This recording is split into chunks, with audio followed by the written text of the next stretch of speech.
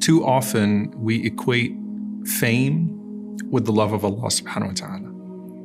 And it could be that a person traverses this earth unknown to people, but loved by Allah and the angels.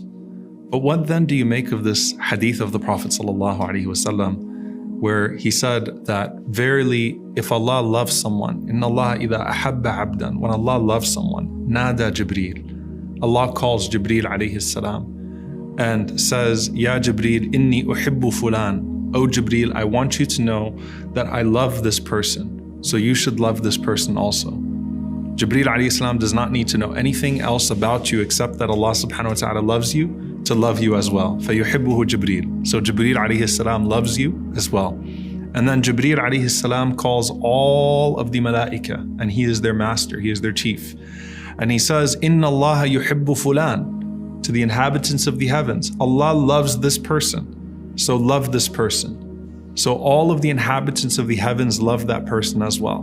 And then Allah mentions, يُوضَعُ لَهُ الْقَبُولُ فِي الْأَرْضِ. So the Prophet ﷺ says that acceptance is then placed in the hearts of the people for that person. Love is placed in the hearts of the people for that person.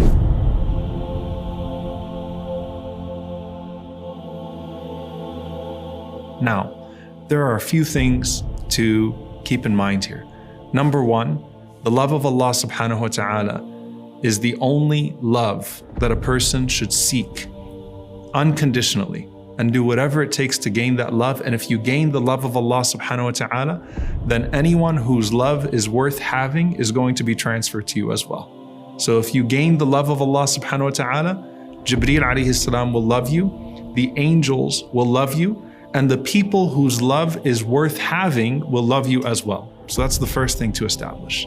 The second thing is that the love that the people have of you has to be of something that is actually of you. And so sometimes, as Ibn al-Jawzi rahimahullah said, if people are impressed by you, know that they're impressed by the hijab, the cover that Allah subhanahu wa ta'ala has given you, the veil that Allah subhanahu wa ta'ala has given to you, because they don't really know you. And the reality is that people have to love you for a righteousness that is actually true of you. And so you're loved by righteous people for your righteousness, and that righteousness is authentic, right? So it's not talking about likes online or how many people follow you online, but people who are beloved to Allah subhanahu wa ta'ala, حُبَّ مَنْ يُحِبُّكَ. The love of those that love you is transferred to you as well. And when Allah loves you, and Jibreel alayhi salam loves you, and the angels love you, and Allah subhanahu wa ta'ala puts that love in the hearts of the loved people to Him, the beloved people to Him subhanahu wa ta'ala, then nothing else is worth pursuing.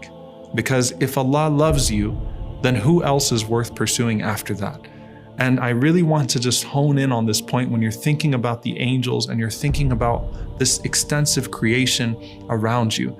The value of the creation to you is only to the extent that it brings you closer to the Creator, and that is true even of this mighty creation of the angels. May Allah subhanahu wa ta'ala make us beloved to Him, make us beloved to Jibreel, make us beloved to the angels, make us beloved to the prophets, make us beloved to all of those righteous people who follow the Prophet sallallahu alaihi wasallam and gain the love of Allah and the angels as well. And may Allah gather us in that station of love in the presence of the beloved sallallahu alaihi wasallam in Jannatul Firdaus, where those special angels will enter upon us regularly and say salam, and we could look up and we could gaze at Him day and night subhanahu wa ta'ala.